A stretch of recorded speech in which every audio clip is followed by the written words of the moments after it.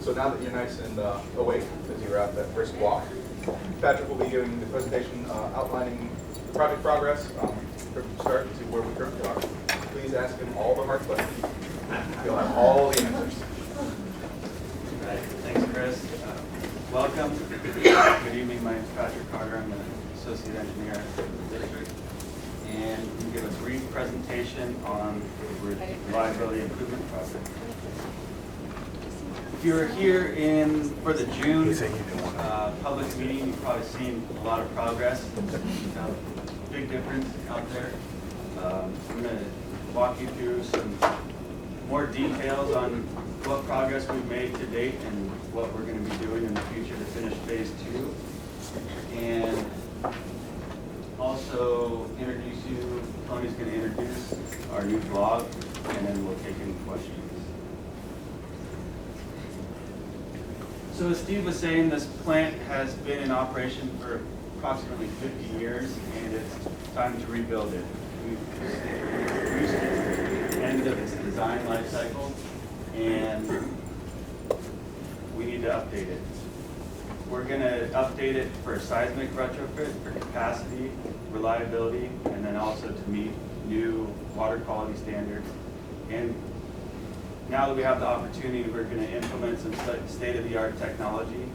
Like Steve was talking about, the ozone. That's going to take care of taste and odor issues. And then, as the gentleman asked, how do you get the increased capacity and a smaller footprint? That's being done by new technology in the basins that we're building. So why do we increase the capacity from 80 to 100 million gallons? We don't expect the demand to increase that much, but we're implementing 4 trains of 25 million gallons that run in parallel. So if one train were to experience issues, we could quickly switch over to the next one without an interruption to service for the customers. And we're also adding fluoridation, and these population and dual media filters are what we have existing. We're just updating those processes. So we started, phase 1 was completed in 2015. We're planning on finishing phase 2 in 2018, and then subsequently starting phase 3 as soon as that's completed. Now we do it in a phased approach, and the best way I explain this project to people is that it's like driving your car that was built in 1950 down the highway and not being able to stop, but need to rebuild the whole thing. So we only take the plant offline for 3 to 5 days at a time, and we can only do that in the winter when the demand is low from the consumers. And that's when our retailers can switch to other water sources. They only have a short window that we can do that for. Other than that, we have to stay up and running, so all the construction has to be sequenced and planned accordingly. So what have we done in phase 2? We've had 4 or 5 major structures that have been completed. The ones that we were standing right here looking out this way. The largest is the new flock shed. That's the largest structure. As I said, it has 4 trains that will treat 25 million gallons. There's special equipment in here that allows the smaller footprint to treat more capacity. As Steve was saying, this is the ozone contactor. That's another large concrete structure. And our final large concrete structure of phase 2 was the wash water recovery basins. Now all the water, there's no water that leaves the site that's not treated. All the water that comes in is treated, and if it's too dirty to go out, we recycle it, route back through the plant and treat it again. So the products of the treatment plant are clean water and sludge that goes to the landfill. Other notable structures are the raw water intake. Right now, the raw water comes in right here and goes to the clarifiers. It will be coming through now 2 trains, so that's the reliability, 2 pipes instead of 1 now with the new system. And can't really see here, but the electrical pad, which has will hold a new diesel generator, which will be able to power the whole plant in the event of a power interruption.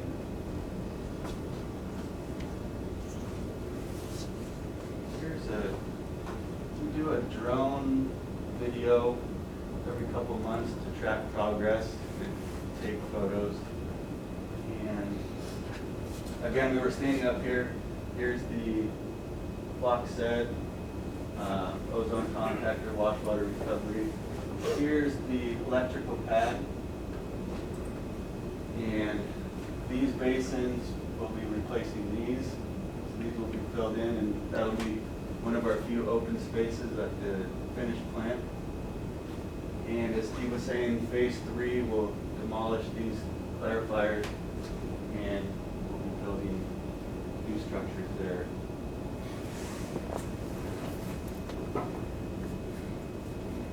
We have 2 large cranes on site, 3 sometimes, and they move things from the perimeter to the interior. It's hard to get trucks around the site, so most of the stuff is picked up and moved inside. And there's about 85 workers here every day, and another 40 or 50 office staff. We're paying the contractor about anywhere between $1 million and $3 million a month. So there's quite a lot of activity. This is kind of a neat pipe. We didn't see it when we were out there, but it'll be one of the only exposed pipes on site, and we're injecting different chemicals into there, and the water's really turbulent at this point in the treatment process. It gets mixed and then moves on.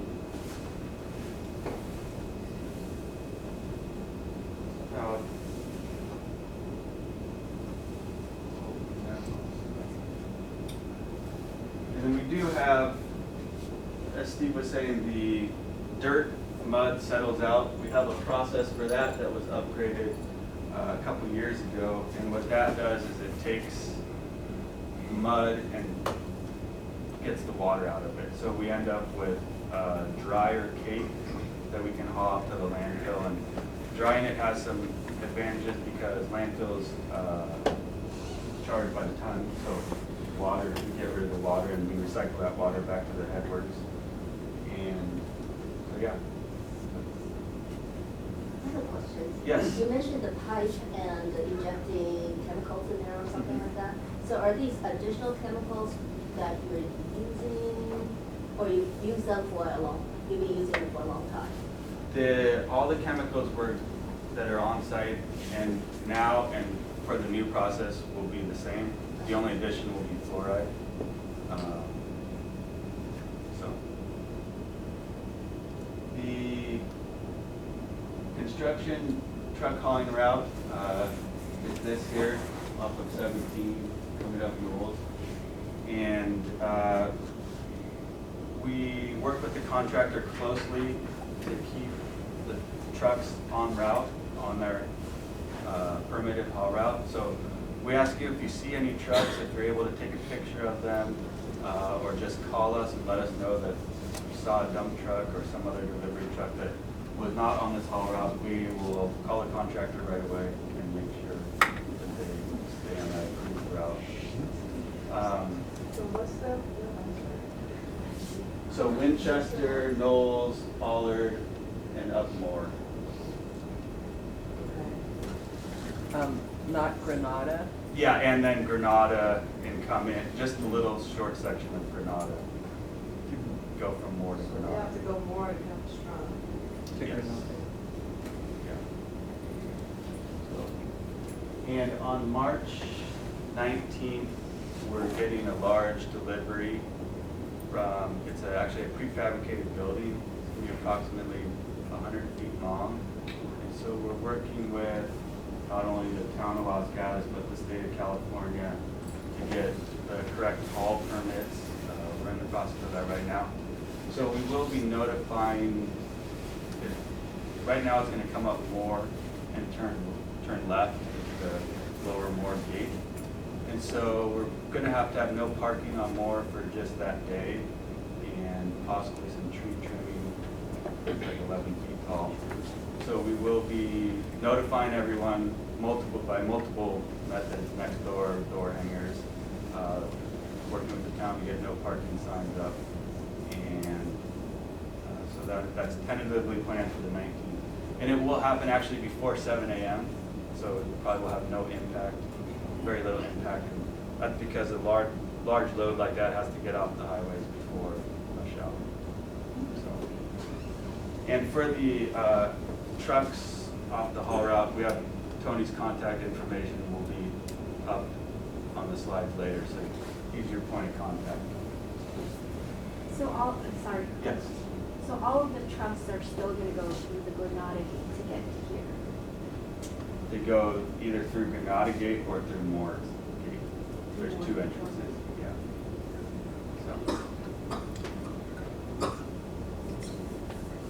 So what do we have left in phase 2? We have all the concrete structures and 90% of the large diameter piping. There's a lot of pipes in the ground. So now we're working on connecting the electrical and the small diameter piping. We have chemicals that run to each of these buildings and wires that run to each building, and actually everything's computer controlled. So we have to get the new programs written to control the new system. And then after we get it all connected, we have a rigorous testing plan and commissioning, it's called startup and commissioning, that we have to go through before we say we're going to make potable water. So we want to make sure everything's working correctly and it's working as designed before we make drinking water. And actually, that's a 30-day test that we have to go through. Once the contractor says, okay, it's ready to go, we say, all right, we start our 30-day test. And we have very strict guidelines for what constitutes passing that test. And once we're done with the start and commission of phase 2, we're going to move to phase 3, which is the demolition of the clarifiers. So this will be the beginning of phase 3, and this will be the end of phase 3. It's a shorter phase with the removal of those existing structures. So now I'm going to turn it over to Tony and the CATS group to talk about redesign block. So I'm just going to make my presentation really short because I've seen most of you here before. Those who haven't, who don't know who I am, I'm Tony Mercado, the neighborhood liaison for the plant since 2015, maybe even before, since the project even started. I've been with the district for about 18 years now. So I am your point of contact, as Patrick mentioned, for all things related to this project. If you have concerns, if you have complaints, any issues at all, you can contact me at any time. My personal phone number, cell number, is on the blue construction signs out there. So I have no qualms about being contacted whenever you need anything. I will respond. We have a goal to respond within 24 hours. So you will hear from us. The newest members of our outreach team are Miranda Iglesias and Maureen Berry. They are members of CAS and have helped us upgrade our blog and also assisted us with a Good Neighbor survey that we're going to be distributing.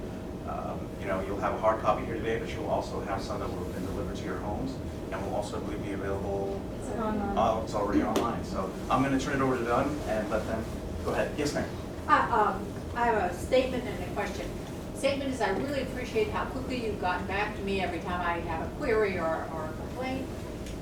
Second, I really appreciate you guys rebuilding or improving your pump on the northeast corner, which used to be making noise at night, and we talked about it a couple of years ago, and they got on it. So last summer, no noise at all at night, which was really great. And I have contacted you, and you've been really good about getting back to me, but trucks back up continue to back up at 6. They come in really early, like 6 or 6:30. I think it is people that work here. It is not perhaps your big trucks. But when they park, they back up, and we can hear it I live on Bicknell, we can hear it on Bicknell very easily. So it is the backup noise of commercial trucks. It is not necessarily your big trucks, it's intermediate trucks that are going off really early, 6:30. And as the summer comes and it lights out sooner, there's more light in the morning, earlier. It tends to get even a little earlier. So that was really nice when it improved, but it seems to be slipping. So this is maybe a weird question. Is it a beeping or is it a? Yes. Okay, because we worked with the contractor to switch out the backup alarms Right. to a different alarm. To be a duck kind of, Right, which is great. But these are beeping, Okay. and they are early, really. Just to echo what she's saying, I live on Granada Way, right in front of the gate, and it's very early, and it's like a backing up noise that we hear even on a Saturday morning, like 7 o'clock or.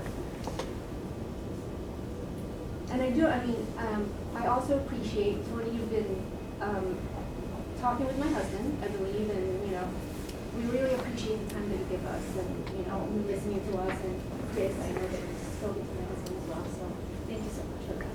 Sure, and I'll talk with Patrick, and maybe we can talk even after the meeting. I'll get some more details from you, and we'll see what more we can do. Well, I'm Maureen Berrigan, and Miranda's going to walk you through our new blog. And how many of you follow us online? Is that something? Okay, great. You find that helpful? Yes. Did all of you receive one of these, or most of you? Was this helpful also to remind you about the meetings? And we'll try and do some more of these as we can, perhaps before the March 19th, to remind you again, so that there's no problem to leave your car overnight and not finding it in the morning when you get up. We don't want that to happen. The last thing, and Tony made reference to it, that we're working with him on, is this survey. You should have gotten it in the mail. And one of the things we just wanted to know is, how well are we doing in communicating with you? What are some of the things that you think we could do better, or if you have other suggestions?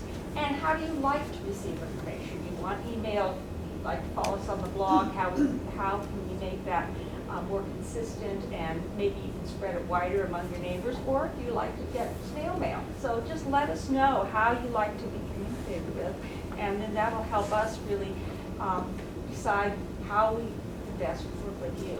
So I'm just going to turn it over to Miranda now, and she'll talk to you about the new blog, and we hope that you all sign up for it, and we can keep you all in the loop. Thank you. Yeah, so kind of just diverted from the presentation a little bit, just to bring up the actual site. And from working closely with Tony and Mike and the team, we really wanted to provide you guys with a platform that allows you some versatility to find project documents easily, to reference construction notices. You can have like one place to go to find information. So there's actually 3 pages. We've broken them down. This is the home page, which whenever you see the URL on a construction notice or on Twitter or on the district's website, it'll direct you to the blog. The 2 top stories, the 2 latest updates to the project, one is a public meeting, and then we launched the blog actually on February 8th. This is relatively new.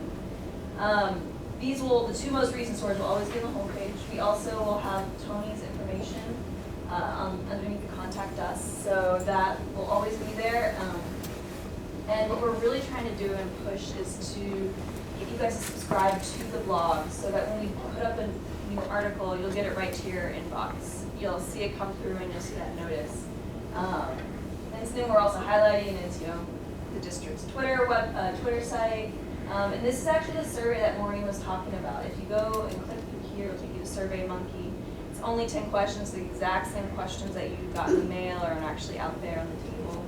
So we're trying to highlight some of these different options for communicating with you guys. Something else that's down here is just, the different areas of the website, if you want to performance construction notices, you want to see the EIR, or you want to learn more about the project. We try to have multiple options for you to find information. So up here, about the project, this is, if you want to know the background, or let's say there's someone who moves into the neighborhood and you're trying to explain about the project, direct them to the blog, but also this is really going to give you a background of the project, and this is always going to be consistent here on the right. But this really talks about what we're doing here, what the project's accomplishing.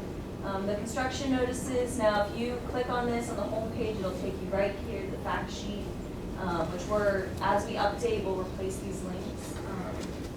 FAQ, what we'll do at the end, once we get these meeting minutes and answers to your questions, we'll summarize it and we'll link it to the blog so you guys can go back and reference everything that was talked about in this meeting.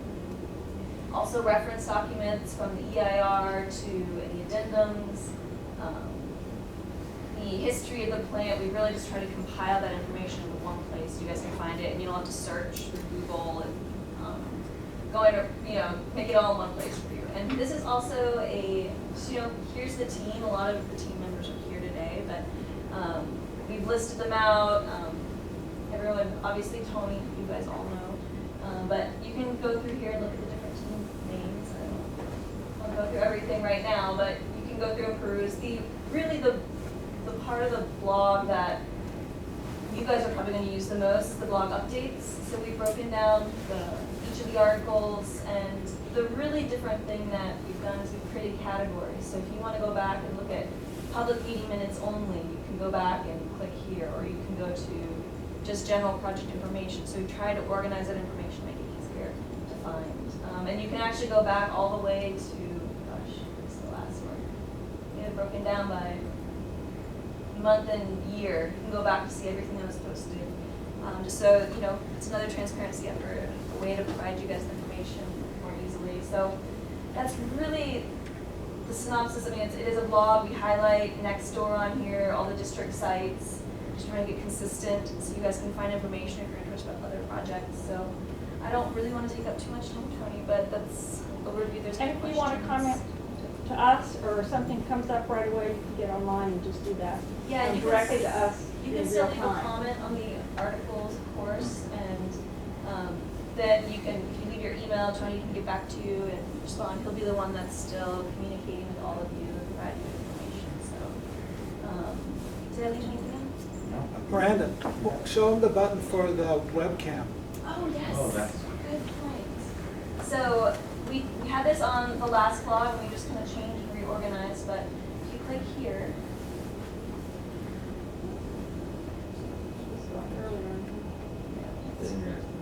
oh, it's been a little slow. Okay. Sorry. It's a checkout site. The blog is up on that laptop. Yeah, I think it's just a second. Yeah. There we go. There you go. This is the live. Where is it? Where's webcam?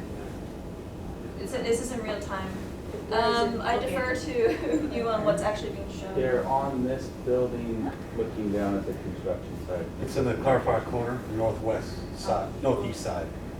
There's 3 different cameras. And that's the one on the clarifier.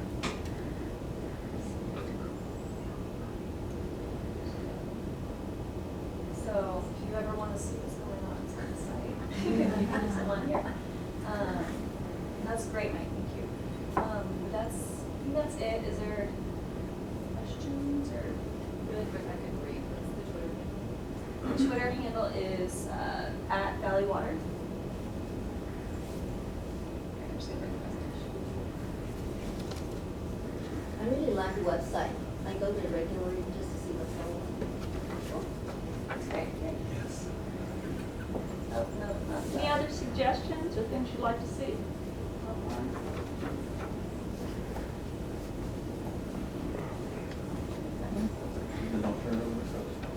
Okay. So you've got all of Tony's contact info. You will not be leaving the project until it's done. No transfers anywhere. And then, of course, Patrick, Mike, everyone will be here for the duration. Steve, Sam, we're all available for questions. Basically, you have multiple platforms to contact us, but there's multiple ways to reach out: Twitter, email, phone call. and we do want to be responsive to your comments. Trucks backing up, beeping, that's one of the things that we had thought we addressed previously with the little duck call, which hopefully is, well, in theory it's better until you hear duck quack, quack, quack, quack, quack, quack. So we'll see if we can alleviate that, and if it's a Saturday, it might be a district maintenance vehicle, which we can also do something about. So we definitely want to hear about these things. As Patrick mentioned, any trucks you see on the roadway, there are other projects in the area, so they might not be our trucks, but we can alert other projects, and we can alert the town. So we just ask that you keep in touch. Any questions, comments? We're always open, and you are our neighbors, and we have a good neighbor policy, so we want to keep you informed. We'll be doing this again next quarter, probably about 3 months from now, and we'll continue to do this till the project is done. With cats on board, we're looking a lot snazzier. So everybody seems to like what they've done, so they get to stay on board too. If you have any other questions, please let me know. I had a schedule question. Sure. When will I be able to have my first glass of water that comes through the new system? New system. Right now, I would assume that is supposed to be 2020. Just based on the project progress, I would say late 2020, early 2021. So when does phase 3 start? Phase 3 is supposed to start probably around November. So that's demolition of the existing clarifiers. So after that, we have to then build the new filters, and then we can actually start pumping water through the facility, and then we'll demo the old filters and put some landscaping in the middle. Any questions? Yes. Yeah, I had a question. So that was a beautiful picture of that she brought up with the city lights and everything. Oh, the light cam? Yeah. Absolutely beautiful. So my concern was I understand there's going to be lights going on top of those structures, and it's going to illuminate the entire scenery. And how is that going to distort and change the whole landscape of what we've been experiencing for the last 15 years? So basically, right now, I think there's two concerns from a visual point of view. The actual height of the structures themselves, and they're basically topped out, so they're as high as you can get. So if you're in the surrounding neighborhood, and what you're looking at is basically as high as you can get. But for the illumination for the buildings themselves, everything is turned inward. So if you ever notice that we are glaring out into the neighborhood, that's something that needs to be adjusted, because it's basically a safety precaution for the employees on site that it's directed inward so they can see where they're walking at night when they do their rounds. But nothing should be illuminated. It shouldn't look like it's daytime out, ever. Let's put it that way. So in the surrounding neighborhood, Steve has some additional So information. just kind of build on what Chris was saying is one of the things that with the new project is all the lights that we're going to be having are downward facing, like Chris said, plus they're LED. So a lot of the old lights, when you have to turn them on, they take 20 minutes to warm up, and then you have light. One of the practices that we have at the plant now is to keep as many lights off so there's no light pollution to the neighborhood. And we're continuing that practice on in the new plant. And so when we did the design phase of it, we really looked into how can we minimize the amount of light while still protecting our staff that still has to work here 24/7. So again, if when we bring everything up at night, the plant will not be illuminated like AT&T Park. So just to kind of let you know, the operators will go out, they'll flip the lights on because they'll come on instantly, be able to do their work, and then turn the lights off as what we do now. So they're not going to be on all night? No. No, I mean the parking lot, No, stuff like I'm that. talking about what's on top of these structures. It looks like there's no caps on them.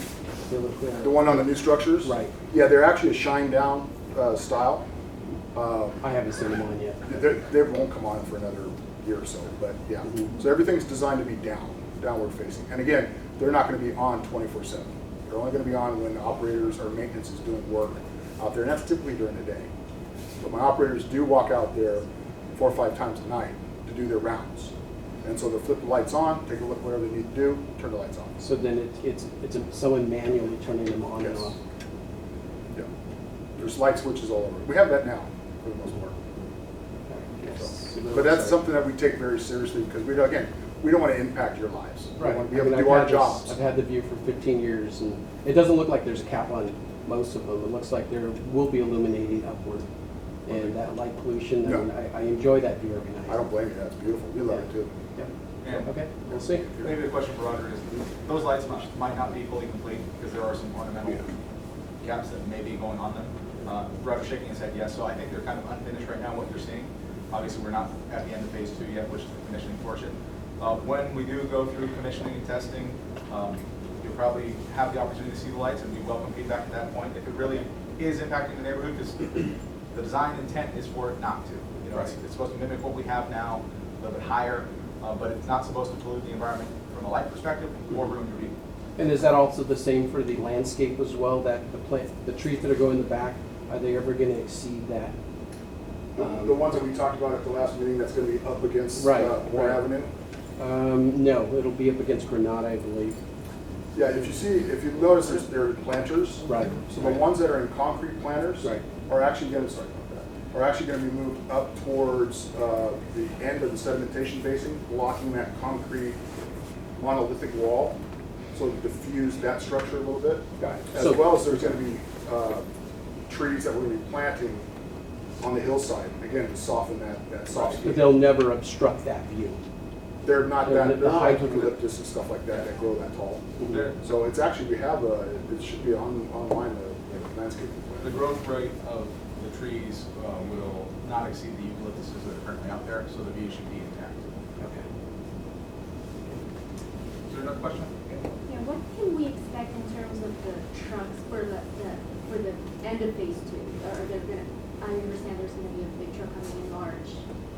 Any more big things gonna happen, a lot more trucks to be expected? So we had a large delivery earlier, I believe in February. Do we have a generator delivery as well coming? No, That's not ready, right? So the largest delivery, single delivery, will be that large truck in the March timeframe. After that, once, you'll still have continual traffic in and out until the completion of phase two. And then in phase three, with the demolition, you may have some off-haul materials. As we enter into the new phase four, the routing is going to be a little bit different because the main gate will be open up top. And they'll be able to route through the plant a little more effectively. Right now, they have to use the front of the gate to be able to make an effective circle. When that is open under phase four, they'll be able to make an internal circle to the plant, and may be able, the hope is they can come in and out of Moore Avenue. So that's the hope. We actually need to get there to see if it's practical. There may be still circumstances where we have larger trucks that won't be able to make the turns, and then we'll stop to use Granada. Yes? I'm a little late, I do not know if this matter has been discussed or not.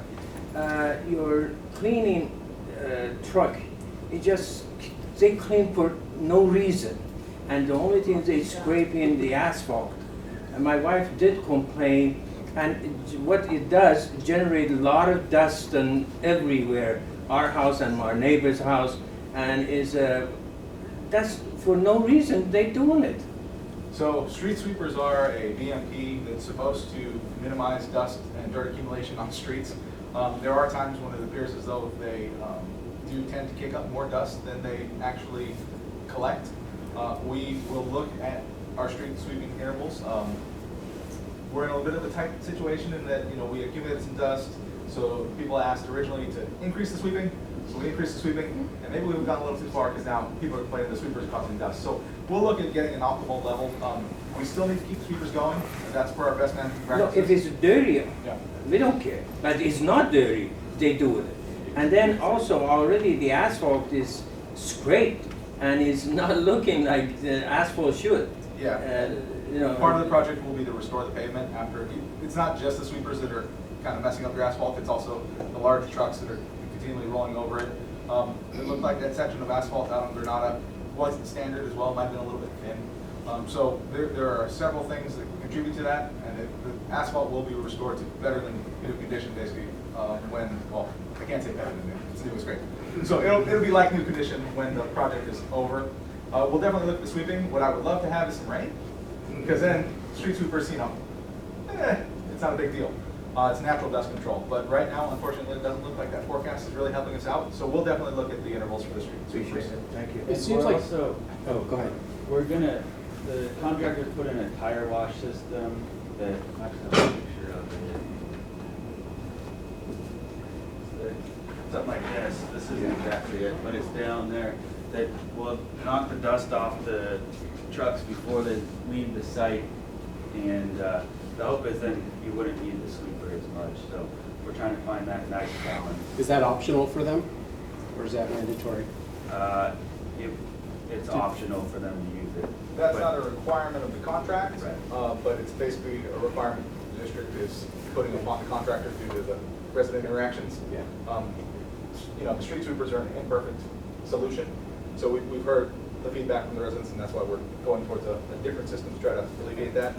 That may not work as well as we'd like it either, so it may be some sort of a balance. Seems like most of the dirt's actually coming from when they leave as they're going down. Is that the only means of reducing the amount of dirt they drop? This would be a good method of removing the dirt, prior to them going off the site, because it's dirt they're picking up on site. Right.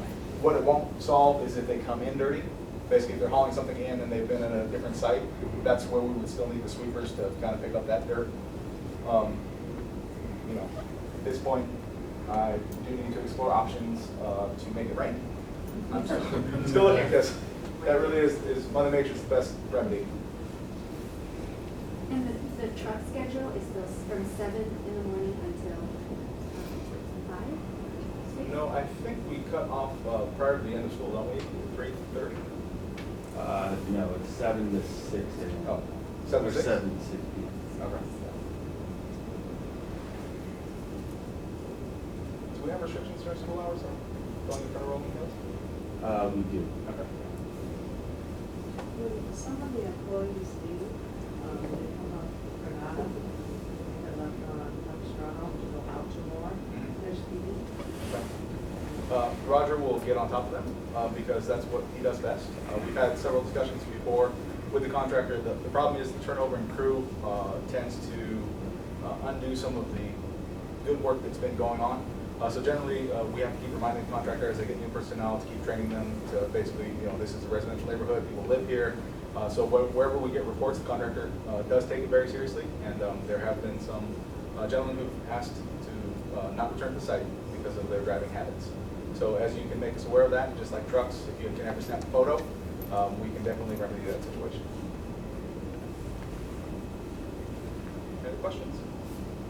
Sure, no problem. Because she's living next to In one of the, I think in the notifications that you guys sent us, there was a blurb in there about March being the Granada, or fixing the Granada Way thing, the street and landscaping. Is that still going to happen, or is that something that? We're looking at, we have the contractor has a subcontractor on board to do paving basically from your house up the hill. We're looking, it's a little tricky. We're looking at, we're going to do it next week or the end of this week, a condition assessment of the pavement to see when is the best time to replace it. If it doesn't need to be replaced now, we're going to wait until the summer. And there's a couple reasons for waiting until the summer. One is that it's difficult to pave in the winter because it's warm, rainy. And also, there's a lot of coordination that needs to be done, not only with the contractor, but with plant operations, because their chemical trucks come in and out of that gate. So we can't block that gate due to the paving. But it's on our radar, and we're ready to act whenever it needs to be. We had planned for it in March because we had anticipated if we got a lot of rain that the pavement was going to degrade quicker, but we haven't got that rain, so that's where we stand. So the answer was the soonest it would have been March, but it's projecting a little bit later right now. Right. Now, are you referring to the street or the sidewalk? The street. Because it looks like those sidewalks are kind of cracking too, and I'm not sure if that's from the trucks. And that's the type of thing, we do have pre-construction photos, and so if the sidewalks are damaged, we'll replace those sidewalks. Is it to the point where it's a safety hazard now? I don't think so, but it just looks like cracks kind of going across the sidewalk, and, I don't know if it's all related. Any questions? Mike, you have a question? Yeah, I just want to remind everybody to sign in. I think some people came into the meeting after we had obtained everybody else's signatures on the sign-in sheet. So we'd appreciate it if you sign in outside. We have a little sign-in sheet. Well, I'd like to thank everybody for coming, and I invite you to come back as many times as you like. Ask us as many questions as you have. We're always here. And if anyone wants to ask a question in a non-group atmosphere, I'll stick around for a little bit longer, and we can chat a little bit. Thank you.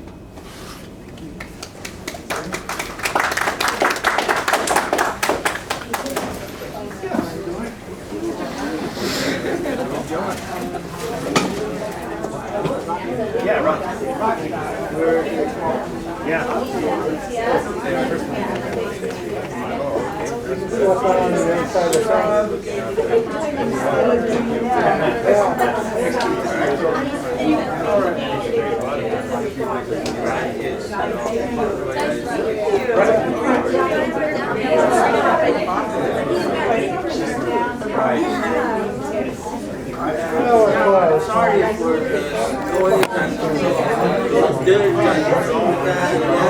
I apologize a lot.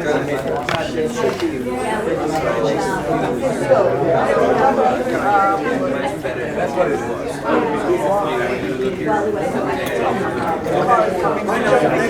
After 34 years. She never had to go back and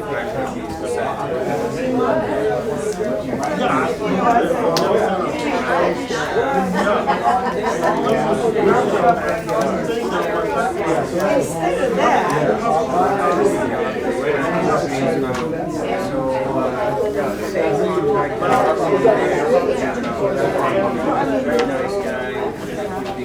A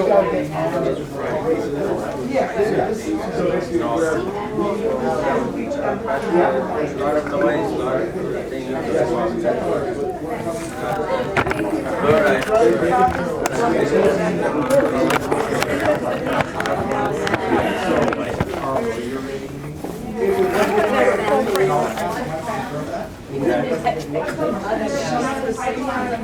All right.